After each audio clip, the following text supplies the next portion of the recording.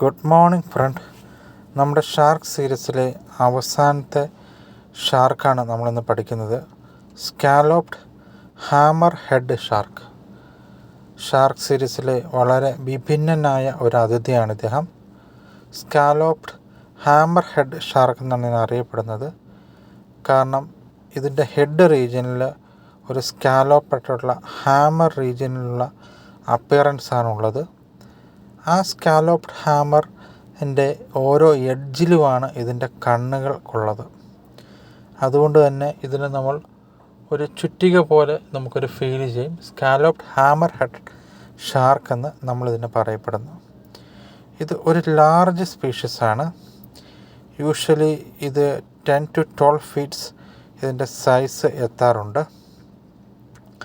ഇതിൻ്റെ ഡീപ്പ് സീലാണ് ഇത് കാണപ്പെടുന്നത്. എന്നാൽ ഇതിൻ്റെ ജുവനൈൽ ഫോംസൊക്കെ കോസ്റ്റൽ റീജിയനോട് ചേർന്നും കാണപ്പെടാറുണ്ട്.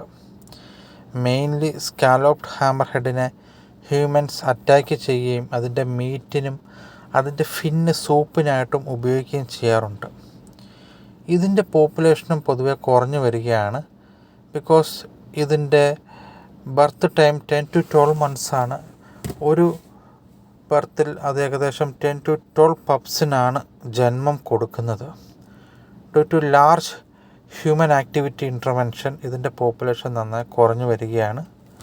രണ്ടാമതൊരു റീസണായി പറയുന്നത് due to the ocean pollution, plastic, മറ്റുള്ള വേസ്റ്റ് മൂലം ഈ ഹാമർ ഹെഡ് ഷാർക്ക് പലപ്പോഴും എയർലി ഡെത്തിന് ഇടയാവുകയും ചെയ്യുന്നുണ്ട്. അതുകൊണ്ട് തന്നെ ഇതിൻ്റെ പോപ്പുലേഷൻ നല്ല രീതിയിൽ കുറഞ്ഞു വരികയാണ്. ഷാർക്ക് സീരീസിലെ കൂടുതൽ വീഡിയോകൾക്കായി ഈ ചാനൽ സബ്സ്ക്രൈബ് ചെയ്യുക. കൂടുതൽ വിവരങ്ങൾക്കായിട്ടും നിങ്ങളുടെ ഡൗട്ടുകളും സംശയങ്ങളും ഞങ്ങൾക്ക് കമൻറ്റ് ചെയ്ത് തരിക. ഞങ്ങൾ നിങ്ങൾക്ക് മറുപടി തരുന്നതാണ്. Thank you very much.